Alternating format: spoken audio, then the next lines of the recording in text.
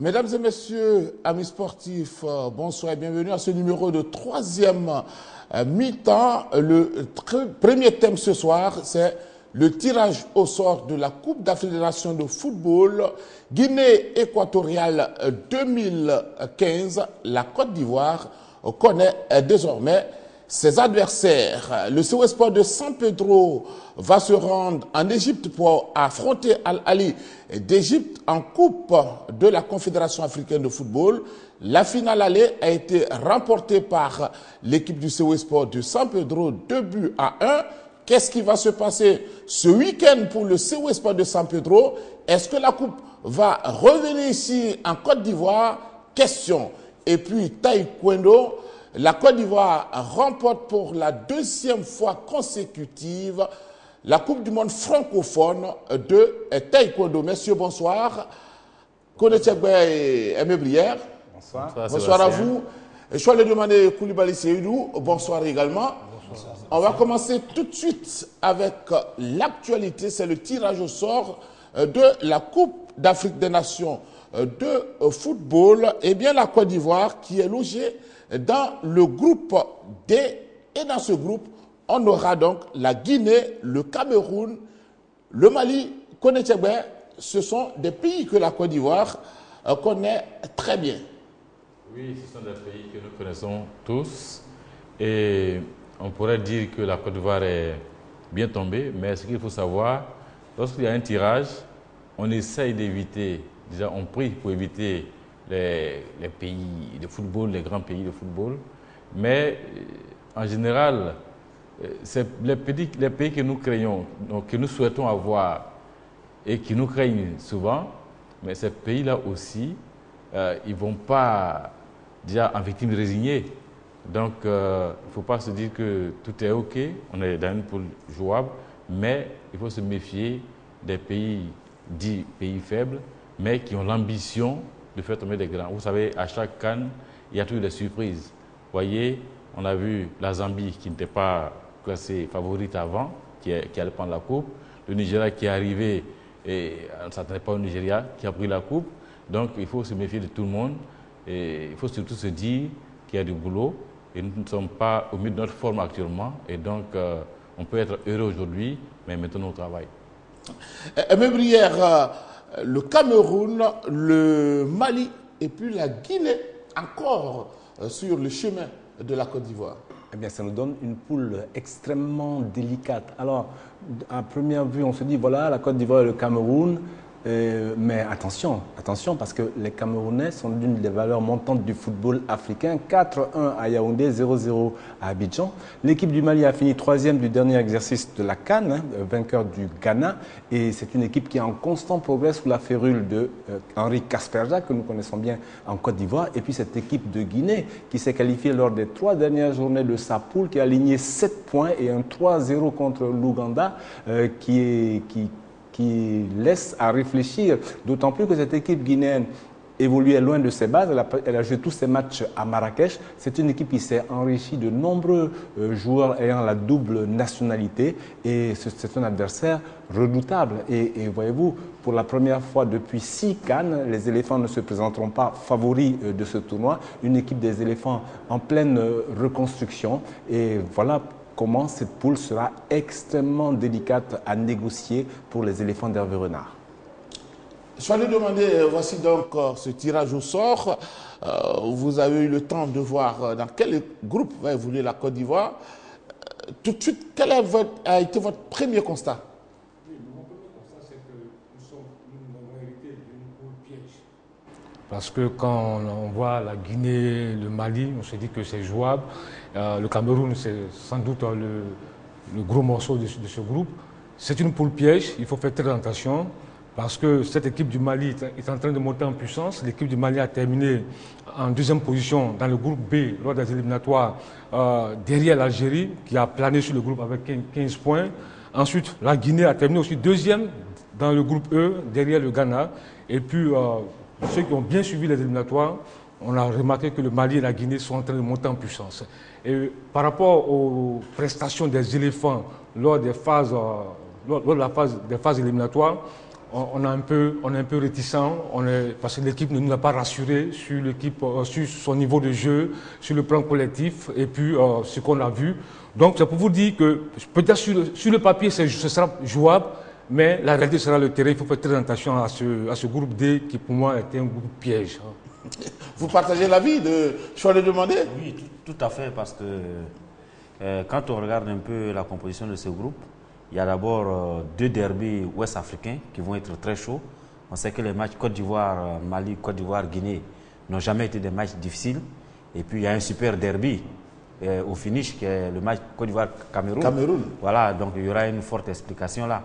Mais ce qu'il y a à retenir, c'est qu'on a vu dans ces éliminatoires que le Mali, depuis pratiquement 2 saisons, est en nette progression et que la Guinée aussi est en train de revenir à une meilleure forme.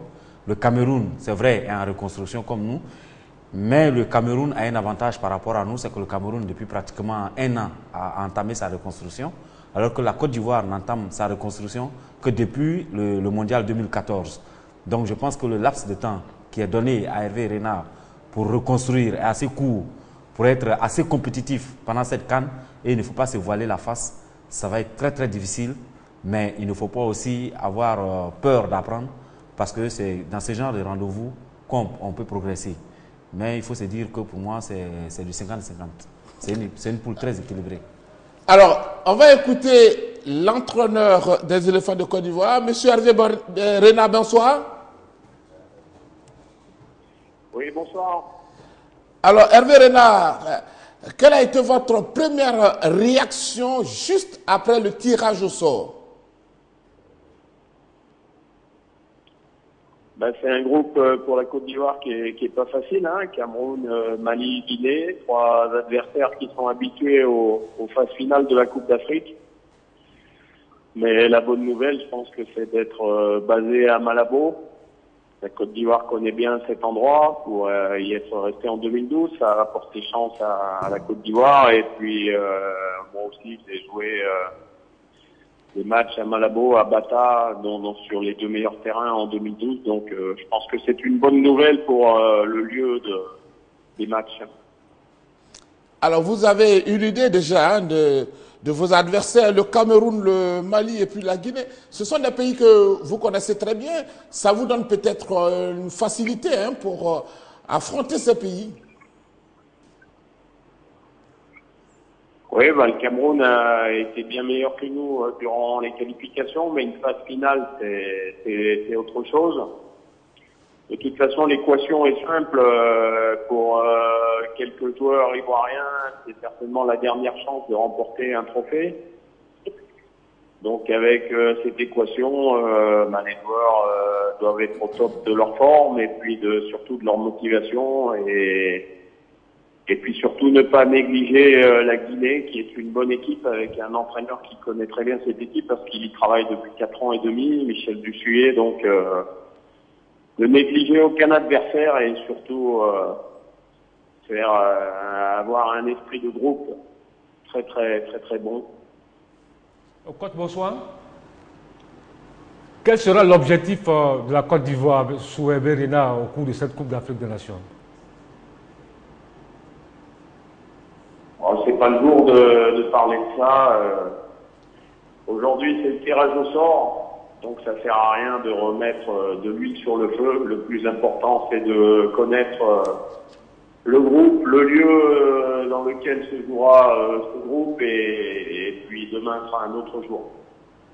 Alors, Hervé Renard, c'est vrai que on n'a pas assez de temps pour aller à cette Coupe d'Afrique des Nations, mais je me dis que déjà, vous avez peut-être une idée de ce groupe que vous allez conduire, peut-être à quelques joueurs près que nous ne connaissons pas encore, mais vous restez tout de même optimiste, n'est-ce pas? Mais je suis désolé, je n'ai pas bien entendu votre question. Alors, je ne vais pas être long puisque nous sommes très loin de vous. Vous restez tout de même optimiste, n'est-ce pas? Je ne vous entends pas. Je vous entends plus très bien. Voilà, on va vous dire merci pour votre participation. Nous avons écouté l'essentiel de votre intervention. Merci beaucoup et puis beaucoup de chance à vous. Merci beaucoup, c'est gentil. Bonne soirée. Au revoir, au revoir. C'est pas de sa faute puisqu'il ne nous entend pas. Ouais, il n'entend pas. Alors, on peut Mais pas moi, je pense que nous sommes à près d'un mois du coup d'envoi de la Coupe d'Afrique des Nations. Et lorsqu'on lui demande quel est l'objectif, il dit que ce n'est pas la peine de mettre de l'huile sur le feu. Moi, je voulais vraiment savoir, parce qu'à environ un mois du coup d'envoi, un entraîneur doit pouvoir se fixer des objectifs clairs.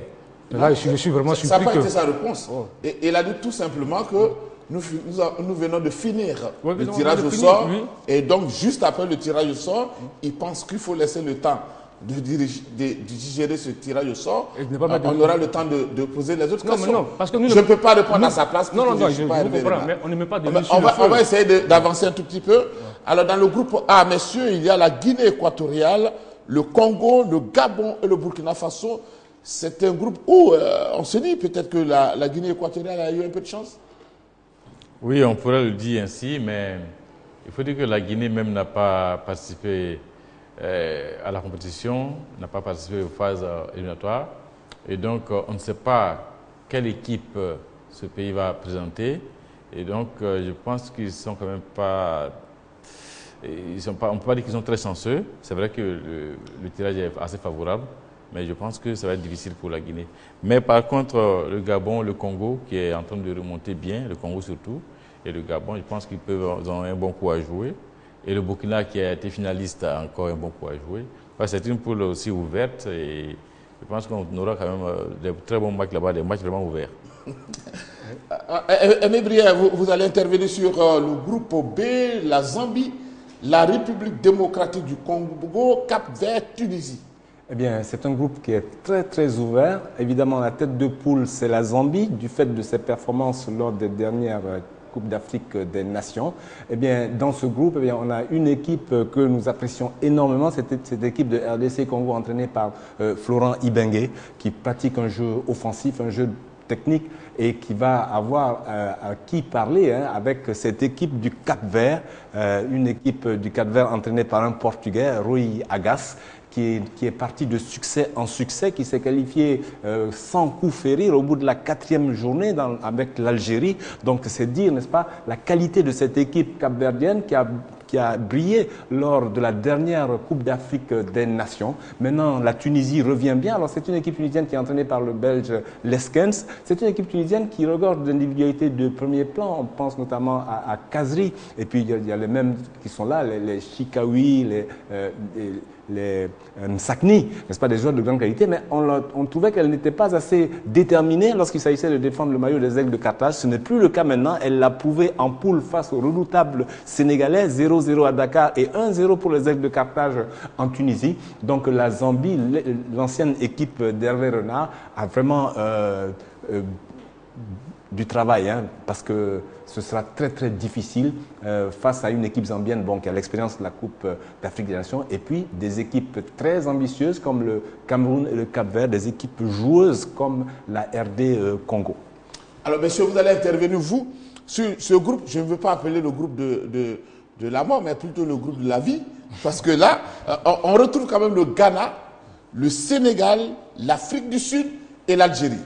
Il faut le dire net, c'est le groupe de la mort. C'est le groupe de la vie. C'est forcément le groupe de la mort. Le Ghana, le Sénégal, l'Afrique du Sud et puis l'Algérie. Ce groupe nous intéresse particulièrement, puisque c'est un groupe... nous allons affronter ses adversaires. Oui, à partir des quarts de finale, oui. La Côte d'Ivoire, elle sort vivante du groupe D, pourrait affronter ces équipes du groupe C, le Ghana, le Sénégal, l'Afrique du Sud ou l'Algérie. Bon, le Ghana, c'est quasiment une équipe abonnée dans cette Coupe d'Afrique des Nations. Elle est habituée aux phases finales. Elle était présidente de la Coupe du Monde. C'est une équipe, on connaît le Ghana, c'est une très bonne équipe. Le Sénégal, c'est le grand retour des Lions de la Teranga. Après avoir raté la CAN en 2013, le Sénégal revient avec Alain Giresse. Une équipe qui a fait bonne impression lors des phases éliminatoires. L'Afrique du Sud, croyez-moi, il faut faire attention à cette équipe d'Afrique du Sud, puisqu'elle est revenue à son meilleur niveau. Si vous avez bien suivi les éliminatoires, le niveau du jeu de l'Afrique du Sud, moi j'étais séduit par la qualité du jeu produit par les Bafana Bafana. Et puis l'Afrique du Sud a écarté le tenant du titre, le Nigeria. Et puis l'Algérie. L'Algérie aujourd'hui c'est l'équipe à la mode. C'est une équipe joueuse collectivement, elle est bien en place. Tactiquement, elle joue bien. C'est la meilleure nation africaine. Et l'Algérie, aujourd'hui, c'est l'équipe qui impressionne. Donc, quand vous voyez la physionomie de ce groupe-là, c'est vraiment le groupe de la mort. Ghana, Sénégal, Afrique du Sud, Algérie. Il y aura match. Koulibaly Seydou. Oui, je pense que c'est une poule qui sera très intéressante à suivre parce que les points vont se gagner très difficilement et puis la qualification va être très difficile. Parce que c'est 4 équipes qui se tiennent de très près, mis à part l'Algérie qui a disputé la Coupe du Monde et qui a gardé une ossature assez rodée. On a vu l'Afrique du Sud qui est une nation naissante. Quand on a vu la manière dont elle a pu éliminer le Nigeria.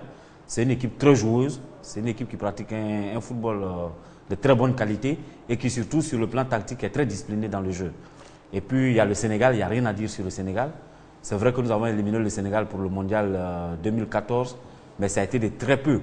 Et on a vu cette équipe du Sénégal qui a continué sa progression et qui va arriver à cette CAN gonflée à bloc avec beaucoup d'ambition surtout, parce qu'il y a longtemps ils n'ont pas eu une génération aussi fournie, aussi riche dans tous les compartiments de jeu. Et puis, comme l'a dit Choualio, il y a le Ghana qui est comme la Côte d'Ivoire, qui est toujours présente aux compétitions, mais à notre différence, c'est une équipe qui va pour essayer de gagner. Alors, juste 30 secondes avec vous, pour une conclusion sur ce tirage au sort. Est-ce que vous pensez qu'on aura droit à une très bonne Coupe d'Afrique des Nations? Oui, je le pense sincèrement. Et je souhaite surtout pour la Côte d'Ivoire qu'on a le plus loin possible. Quoi que nous souhaitons, je crois que nous sommes en train de construire encore une nouvelle équipe et j'espère qu'on pourra aller très loin et donc donner du boom encore au football ivoirien.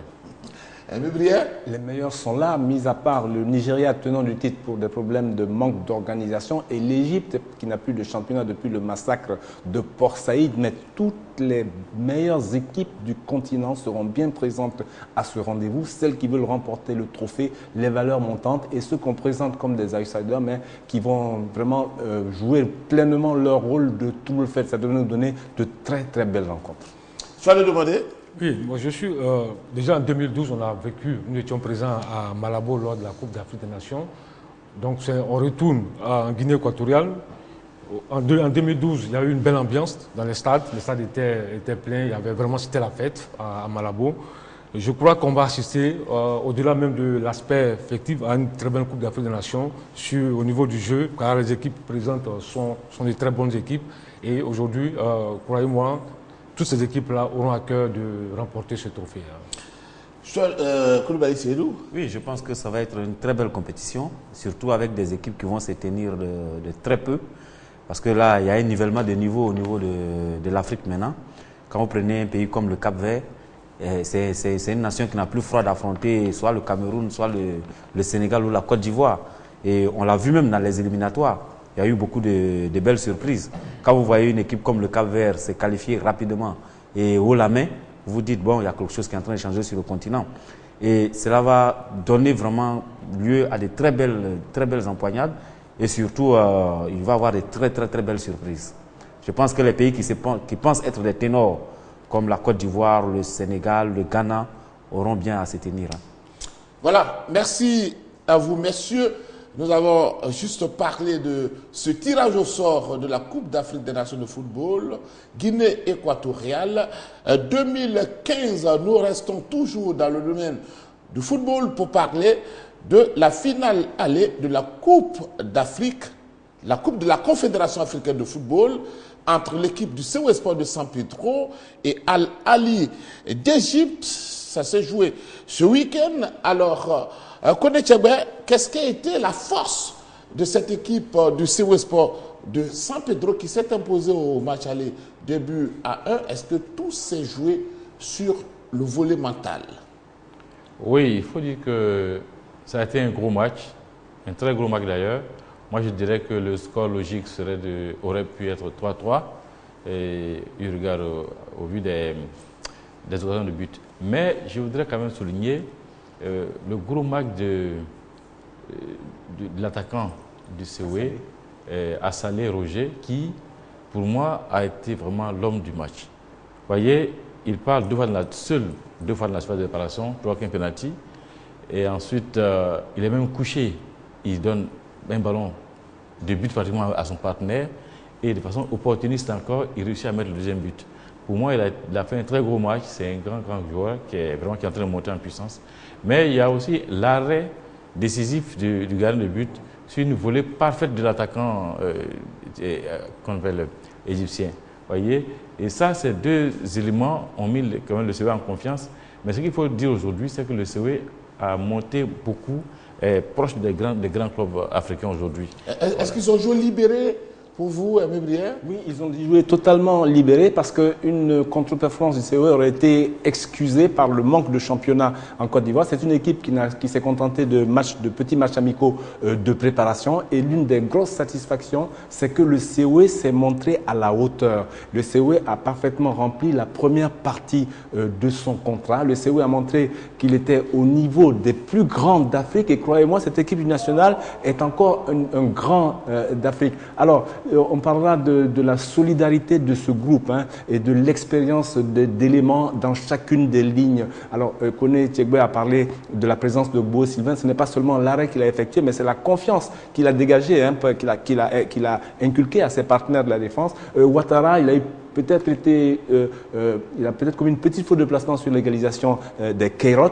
Et puis en milieu de terrain, Dembélé et Kofi Christian ont vraiment bien tenu la baraque. Et puis devant, ma foi, Assalé a véritablement mis le feu, bien aidé par Herman Yao et par Kameni. Eh bien, c'est tout ce bloc-là qu'il faut féliciter. Le score aurait pu être, moi je pense, à 3-1 ou à 4-2, parce que vraiment, cette équipe du COE a montré énormément d'ambition. Elle a montré de l'organisation, elle a montré de la solidarité pour un groupe qui, une fois encore, il faut le dire, n'a pas de championnat, n'a pas de match de championnat d'exemple. Ça fait 2 mois que le COE a battu Dolisie en demi-finale. Donc voilà, bravo donc à Rigo Gervais qui lui aussi a fait un grand match. L'entraîneur ne s'est pas affolé. Quand les Keirot ont égalisé, il a su trouver les mots justes pour replacer tout son monde. En Égypte aussi, il a été désigné meilleur entraîneur. Il a été désigné meilleur. Oui, en Égypte, ils n'ont pas de champion non plus. Ils jouent les tournois avec les clubs arabes, ils jouent les coupes arabes, et puis voilà, mais tout de même, avec cette équipe du COE s'est montrée à la hauteur. Alors, je vais lui demander, est-ce que c'est une bonne option déjà pour cette équipe du COE Sport de San Pedro? Non, il faut le dire tout net, il faut avoir le courage de le dire, ce n'est pas un bon résultat. Quand on joue à domicile dans ce genre de confrontation, gagner 2-1, ce n'est pas un bon résultat. C'est vrai qu'au niveau du contenu du jeu, on a vu une belle équipe du COE qui a produit du jeu, qui s'est créé de très belles occasions. Et on l'a vu au retour de la mi-temps, le COE s'est créé 5 occasions nettes de but qui ont été vengées par Kanemi et ce qu'on appelle Kwao Herman. Et c'est contre le cours du jeu que le COE encaisse le but de Hassan Ibrahim. Le fameux petit but qui fait souvent la différence dans ce genre de confrontation. 2-1, ce n'est pas un bon score. Il faut le dire, ce n'est pas un bon score lorsqu'on joue à domicile et qu'on doit se déplacer. Maintenant, le football reste le football. Est-ce que cela ne veut pas dire que le COE ne peut pas gagner le trophée. Mais je dis que sur ce match, le score au finish, ce n'est pas un bon score. J'aurais préféré que le COE gagne 1-0, mais 2-1, ce n'est pas une belle victoire. C'est le score qui vous met en danger, hein? Oui, c'est le score parce qu'ils ont cassé le fameux petit but. Oui, on reviendra à ce fameux petit but. Ouais. Mais est-ce que vous n'avez pas vu quand même cette équipe du COE dominer la partie? Oui, c'est déjà un avantage. Elle a livré un très bon match. Pour une équipe qui a passé près de 2 mois sans compétition, moi j'ai été impressionné par la qualité du jeu. Il y a eu du jeu. Défensivement, l'équipe était souvent bien en place. Au milieu de terrain, on a vu un Kwame Christian étincelant qui a ramassé tous les ballons, qui étaient bien présents dans les duels, dans la récupération, qui a lancé le jeu. Et puis, comme l'a dit le coach tout à l'heure, on a vu un Assalé Roger tout feu, tout flamme, qui a percuté. C'est lui qui provoque le penalty et c'est lui qui marque le deuxième but du COE. Et je le dis, peut-être qu'un garçon comme Zougoula a vraiment manqué à cette équipe du COE. Il a manqué à l'équipe du COE un tueur devant, vraiment un tueur, un buteur fou, qui allait pouvoir faire la différence. Koulibaly Seydou, votre réaction sur cette équipe? Je pense que la première option était de pouvoir gagner sur ces bases. Et je pense que le COE a déjà en gagnant, même si c'est 2-1, c'est déjà un bon résultat par rapport à la manche retour. Mieux vaut avoir une victoire que de faire un nul ou de perdre sur ces bases. Mais dans l'ensemble, je pense que le COE a su se sortir du piège qui était de ne pas avoir eu de championnat, de ne pas avoir eu de compétition. Et j'ai été vraiment étonné par la fraîcheur physique des joueurs. Je me suis dit peut-être que cette cassure, au lieu de faire du mal, a fait plutôt du bien au COE. Parce qu'on a vu une équipe qui, sur le plan physique, a su répondre malgré la chaleur, parce qu'il ne faut pas se voiler la face, on a vu. Le match s'est joué vraiment sous une chaleur très accablante. Donc c'est vrai qu'elle était encore plus pénible pour les Égyptiens que pour les nôtres, mais ce n'était pas vraiment les conditions idéales pour disputer une finale de Coupe d'Afrique à 15 heures, sous une chaleur si accablante. Donc malgré l'effet de la chaleur, on a vu une équipe du COE qui, sur le plan physique, a su répondre, mais surtout qui s'est montrée très disciplinée dans le jeu. Et je pense que pour la manche retour, c'est encore du 50-50. Vous savez à quelle heure on va jouer en Égypte? Oui, mais peu importe. C'est dans le froid. Hein? Ouais, même dans le froid, mais peu importe, je pense que cette équipe du COE sait voyager. Et le match qu'elle a produit à Abidjan, c'est reproduit le même match auquel il n'y a pas de doute, elle va revenir avec le trophée. Alors, coach, est-ce qu'en réalité, l'équipe du COE se met en danger quand elle prend ce but? Non, moi je ne le crois pas. Surtout, vous voyez, il faut voir le match dans un contexte bien précis. Vous voyez, le COE a en face de lui une équipe aussi qui joue bien. Voilà, une grande équipe qui joue bien au football, qui n'a pas besoin de beaucoup d'occasions pour marquer un but, qui a failli même prendre l'avantage sur un coup de tête raté. Donc c'est une très grande équipe. Dans le contexte que nous avons vu, on était à 1-1. Et donc, si nous finissions à 1-1, il y avait même à 0-0 là-bas, l'adversaire serait qualifié, aurait pris la coupe. Donc, on réussit quand même à mettre un but au bon moment. Et ce but-là peut être salvateur. Donc, il faut dire que dans le contexte du match, le 2-1 est bienvenu. Mais, comme Saul l'a dit, un petit but encaissé là-bas peut nous éliminer, c'est vrai. Mais on peut déjà être fier du COE qui a marqué, qui a pris l'avantage sur place. Et le COE a déjà l'avantage de marquer. Et donc, on peut jouer, on peut voyager et jouer même le contre. On peut avoir plusieurs philosophies. Au lieu de courir vite vers un but et puis monter très haut puis ouvrir par derrière. Donc déjà, le COE peut jouer le contre là-bas. Mais ce qui m'inquiète, c'est que l'adversaire est d'un très bon niveau. Un très bon niveau. Donc il faut le reconnaître. Il faut aussi y penser. Et donc, mais par rapport au match qu'on a vu, le COE a commencé à avoir beaucoup d'expérience. Et on estime qu'ils pourront bien gérer ce match. Et donc, pourquoi pas gagner? Vous voyez, c'est difficile de gagner 2-1, ce n'est peut-être pas l'idéal. Beaucoup pensaient à 3-0, mais une finale contre une telle équipe, on ne peut pas imaginer 3-0. Mais votre réaction sur ce but de l'équipe de Al-Ahly d'Égypte? Eh bien non, tout d'abord pour le score 2-1, c'est un mauvais souvenir pour le COE de San Pedro qui s'était incliné 1-0 à Kinshasa, à Lumumbashi face au TV Mazembe de Katumbi et de Patrick Carteron, mais je ne dirais pas que les données vont changer. Eh bien, l'équipe du national se fera fort de marquer ce but qui lui permettra de remporter le trophée, le seul qui manque à son palmarès puisqu'elle a remporté la coupe, la Ligue des Champions, la Super Coupe et la Coupe arabe, la Coupe arabe des clubs, n'est-ce pas? Elle fera tout pour remporter ce trophée. Mais l'équipe du COE se présentera au Caire avec des ambitions légitimes. Évidemment, elle ne va pas se contenter de défendre, sinon alors elle aura tout de suite perdu. Elle ne va pas non plus se lancer à l'abordage, c'est le meilleur moyen de se faire cueillir. Il faut espérer que le coach Sigo Gervais trouvera la bonne formule, n'est-ce pas? Maintenir les Égyptiens dans leur camp, créer le danger avec Assalé, dont on pense qu'il sera mieux aidé cette fois-ci par Kameni et par Herman Kouao. Et puis, ma foi, il faudra compter sur une grande partie de Beau Sylvain, le gardien de but, qui a fait une bonne partie au stade de Champrou et qui gagne, hein, il faut dire qu'il gagne en confiance, qui est très adroit, qui est très habile dans les tête-à-tête, c'est-à-dire les situations qu'on dit désespérées, n'est-ce pas, où il sort dans les pieds de l'attaquant ou bien où il fait des arrêts réflexes. C'est très bien. Et puis, on a vu de bons joueurs dans cette équipe du COE, même si eh bien, de l'autre côté, hein, le buteur Hassan Imad Mouteb, qui n'est pas vieux non plus, hein, et puis un gardien de but qui est celui de l'équipe nationale égyptienne. Non, cette équipe du national a de la qualité, elle voudra marquer ce but, et sans en encaisser, elle en est tout à fait capable. Mais attention, à la manche retour, parce que les deux équipes sont déjà rencontrées, les COE a perdu 1-0, un match pour lequel tous les observateurs ont reconnu que les COE méritaient bien mieux que cette défaite. Voilà, on va écouter Soalio Aïdara, bonsoir. Bonsoir, Sébastien. Voilà, vous avez suivi avec beaucoup de plaisir le match du COE Sport de San Pedro face à Al-Ahly d'Égypte. Le COE s'est imposé